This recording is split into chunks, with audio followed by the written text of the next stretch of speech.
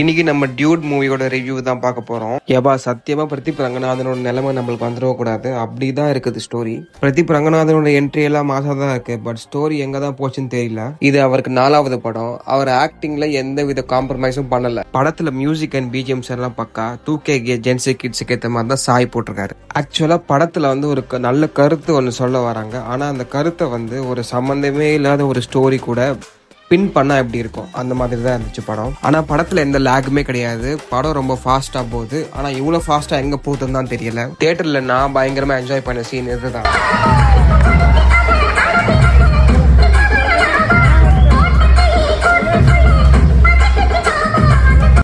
படத்தோட கருத்து என்னன்னா ஆனர் கில்லிங். ஸோ அந்த கருத்துக்கு இந்த மாதிரியான ஒரு ஸ்டோரி வந்து தேவையா தேவையில்லையா அப்படின்றத நீங்க கண்டிப்பா படம் பார்த்துட்டு சொல்லுங்க. பட் எனக்கு 3 மணி நேரம் எப்படி போச்சுன்னே தெரியல. செம்ம டைம் பாஸாக தான் இருந்துச்சு.